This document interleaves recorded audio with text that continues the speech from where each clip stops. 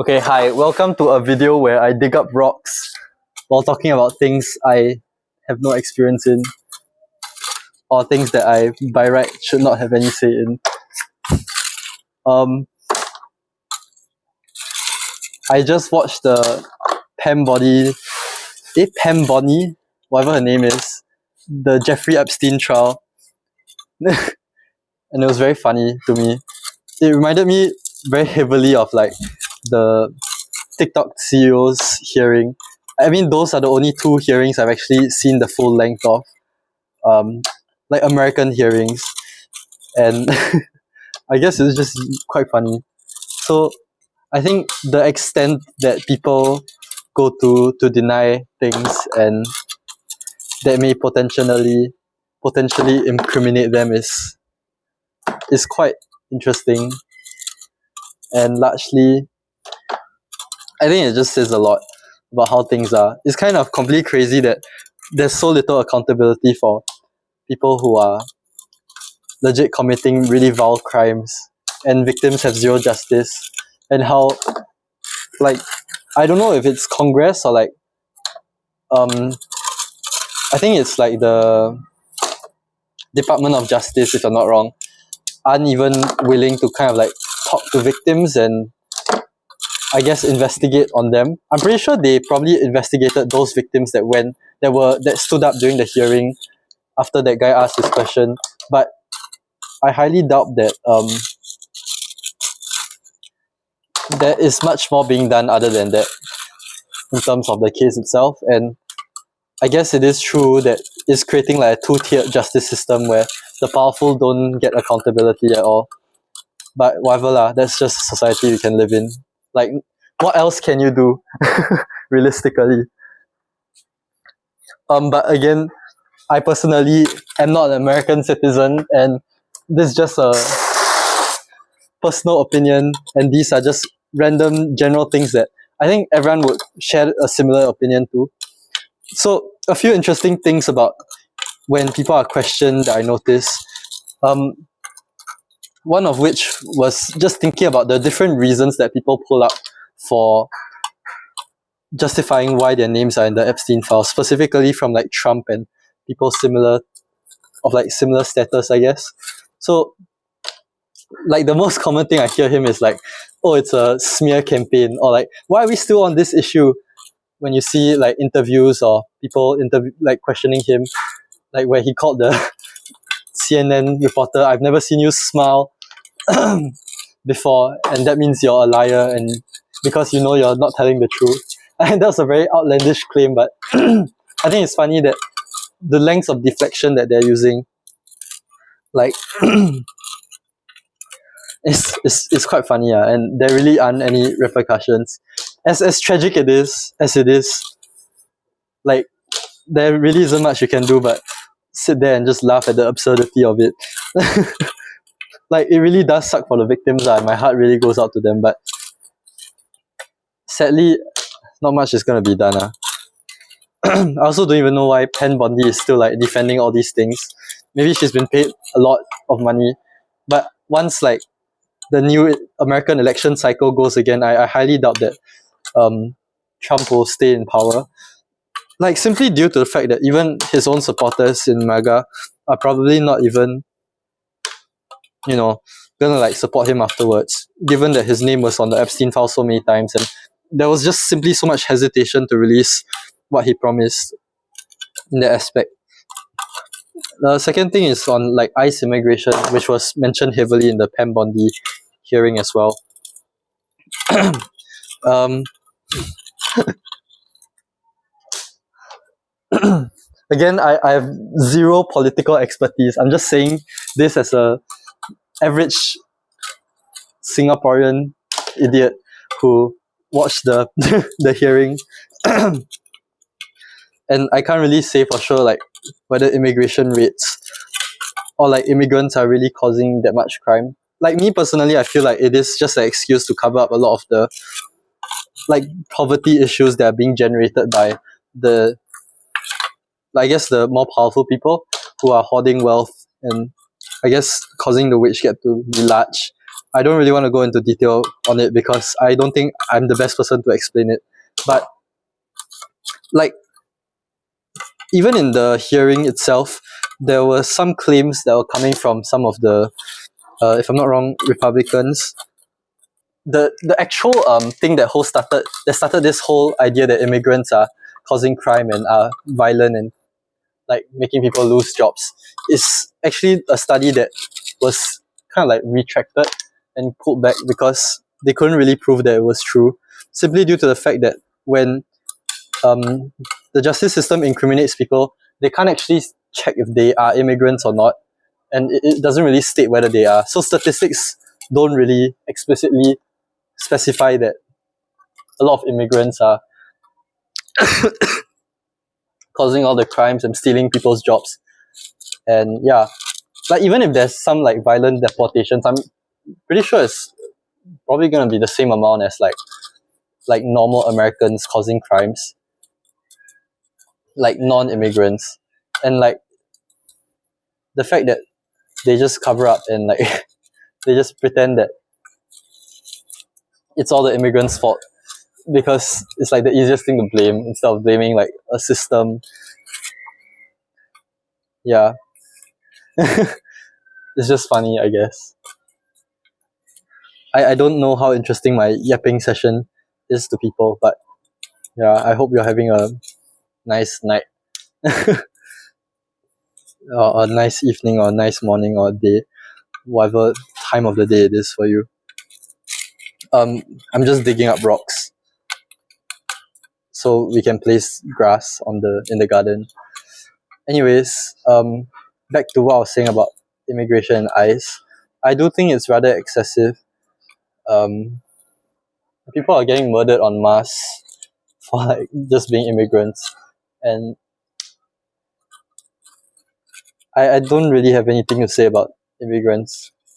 I do think that there could be some biasness towards them in terms of arrest, like how people always say like cops usually assume someone who is in poverty is probably more likely to commit crime than someone who isn't, and therefore the crime rates of people of a specific class are higher, or that politicians or people who are richer or in power are able to kind of run away from their crimes, which is why crime rates for like the poor people seem higher usually, even though that probably isn't the case, and everyone probably commits the same amount of crimes. And then they always say like, oh, we are reducing crime rates, the amount of violent crime has gone down.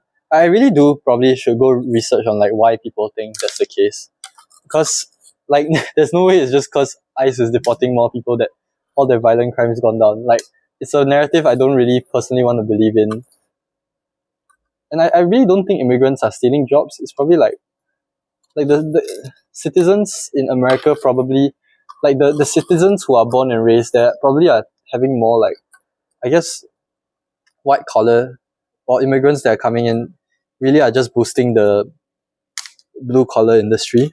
And like there really isn't much white collar without that blue collar. All nations thrive off exploitation in some form, right? And I really don't think immigrants are like the biggest issue America is facing. I mean, there's a lot, but I think those issues that are large are things that we inevitably feel like we can't fix, like class divides or wage gaps, or just not being able to not being able to make a living in countries. I think it's highly unlikely that all the issues are just caused by a single group. Nah, but I'm not gonna go into like those anti-Semitic rhetoric that is like, you know what I mean. Anyways, again, I probably don't know what I'm talking about, and I'm not qualified to talk about these things. I'm just sharing my thoughts after watching, like my raw thoughts. I'm very open to being told I'm wrong. If you think I'm wrong, do let me know. Anyways, I also recently watched Singles Inferno season 5. I think that is like legit one of the greatest pieces of reality TV media I've ever seen. I don't know, it's just very entertaining. It's very hard to explain why it's entertaining, but I feel like it's more entertaining than other like dating reality shows I've seen. They also did like a reunion kind of program where they all came together to watch the show. Oh, my back. And that was also relatively entertaining. Oh my god, is that a frog? Oh, my legs. And then because of that, because I watched like the Singles Inferno number 5, I decided to just go watch like the other Singles Inferno. So now I'm like at season 3, I think. It's pretty decent, I guess. I still think 5 is better than like like there's a significant gap in quality between certain seasons, and I do feel like it's rather apparent. Um I don't even know if this kind of content is interesting where like I'm just talking about stuff while digging for rocks. Well, I certainly hope it is. Some more, I guess, candid form of content. I guess another thing I can talk about is AI. More specifically, like generative AI. Like as a animation student, I've heard my fair share about the AI bad rhetoric. But then I've also kind of seen the other side of like AI good, use AI. And even me personally, I do use AI.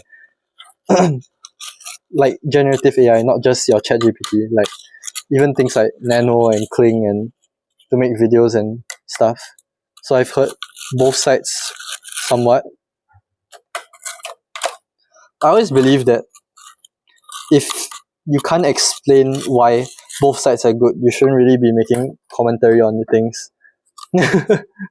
But I think that's a hypocritic statement because I still do feel like I make comments on things that I don't have I have zero expertise in. Yeah, so let's talk about that whole AI argument. So on the AI bad side, there's a few arguments. One is stealing jobs, specifically artist jobs, with Gen AI. I think that's rather true, unfortunately. Like, given that you need less people to produce more content, even if we're not talking about quality here, we're talking about like just sheer reproducibility. Because even if now AI isn't that good, it will get better, and I think it'll probably get to a point where like it can probably be consistently better than an average worker, especially if the worker isn't specialized in a specific field of animation. And like I do think that could be problematic for people who want to enter the industry, because I guess design is a pretty specific industry that's only a specific few of people, like only a specific breed of people will find entertaining or fun, like your art students or animation students. But at the same time, I do think people are like, even the animation industry now, you don't really have much say in, I guess, the kind of animations you produce. You're always doing it for clients, and you're always overworked, underpaid. So even now, I guess being an animator really sucks. And now with AI, not only do you get paid less, you have to compete not just with the other people who may really good at animation, but also AI. Even if AI currently isn't that good, and people always have this argument that because of bootstrapping, which refers to AI is being trained on AI data, like AI feeding it into itself like a Ouroboros snake.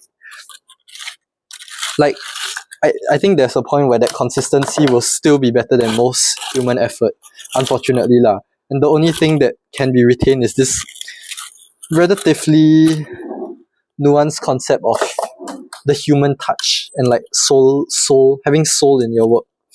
Because if AI is trained on works that have soul, I think eventually it will develop what people perceive to look like soul, and therefore that effort that animators and designers put in seem less and less important, and traditional workflows no longer seem like the norm.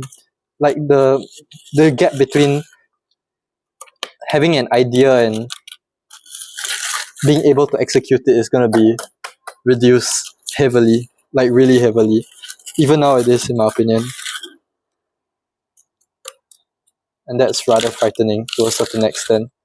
Anyways, so that's the first point, which is like, oh, AI steal job.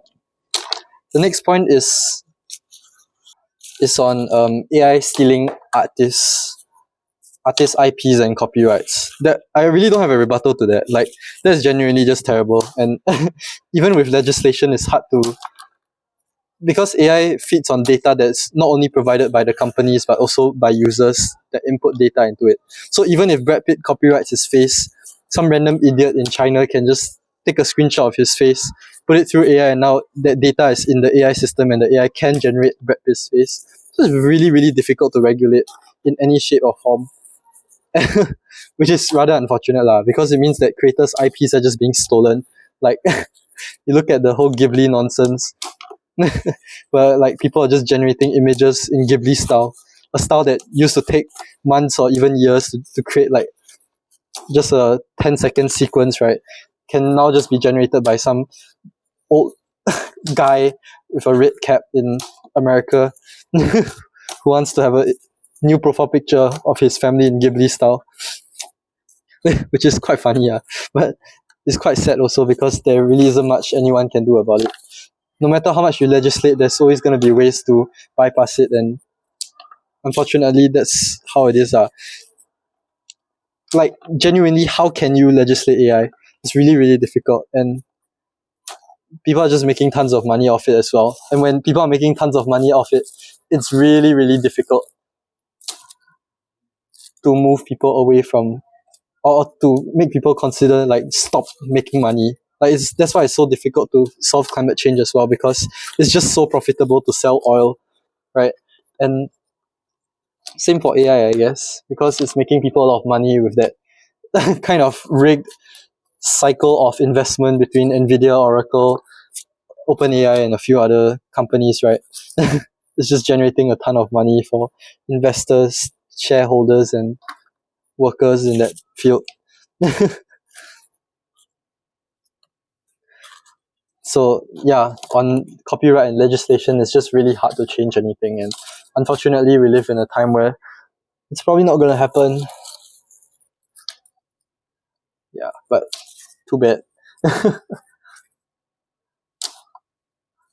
I can't even give like a call to action. Oh, go donate to X or do this to prevent AI from stealing artist work, because I just don't feel like anything I can do will be impactful. So honestly, I've just decided to like not care about this problem anymore.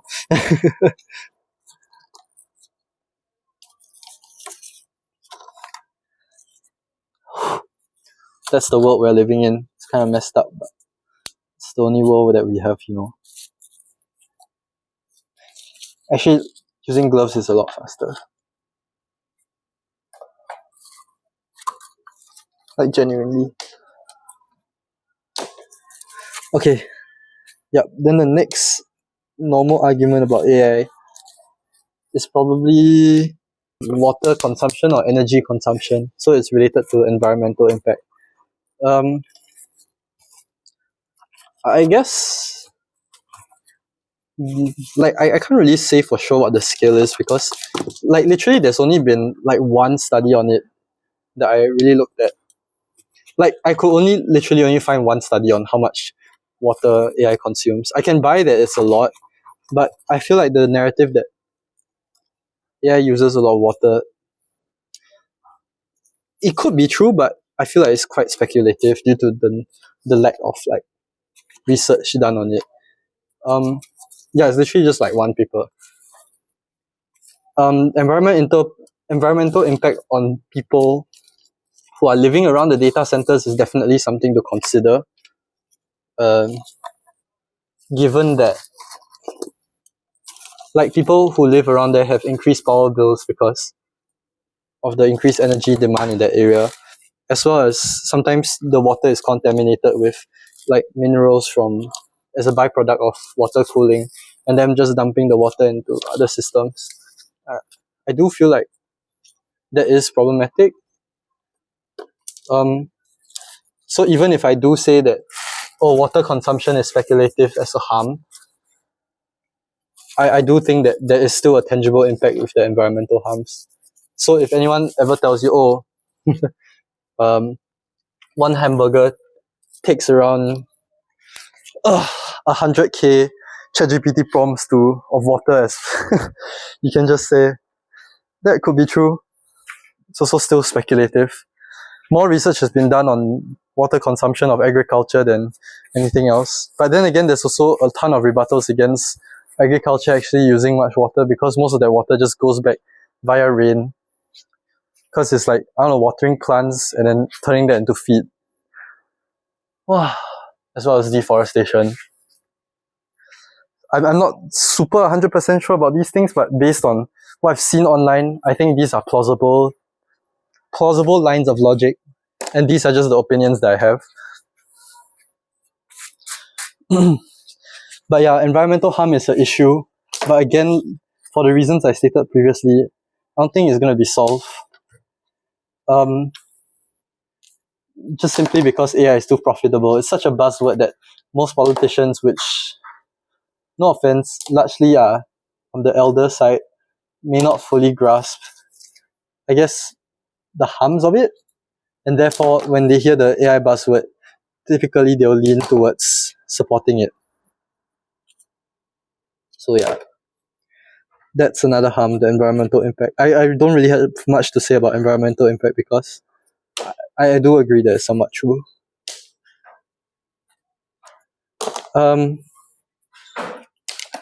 Pros of AI, that's rough. Like, it does help a lot of large companies, but I think it's most impactful in smaller, like SMEs, because SMEs, they can't really hire that many people, and the risk of them failing is quite high. Especially, and they do have to like cut costs. I do think having more SMEs in a country or in a society really does breed innovation, and it is good to have that. And I think that's where AI is the most impactful, like in a good way, because obviously it is kind of gonna help increase the valuations of companies that use AI, but especially bigger companies. But so yeah. Okay, I need the shovel again. Oh my god, my legs feel like jelly. Yeah, I guess those are my general thoughts on AI. Like me personally, as a user of it, I'm okay with using it as long as it earns me money. Like, but I don't think it'll last. Oh right, another harm is the economic harm, because they say that AI is like overvalued right now, right? For OpenAI to make back what is currently being valuated at, it would need every single person on earth to spend around like $100+ on OpenAI products and generate them $100 in profit per person. But I really doubt that's likely, because even like social media companies, which really do have really large amounts of users, don't even generate that much money per person. Wait, do they? Actually, maybe they could with ads, right? But I don't know, man.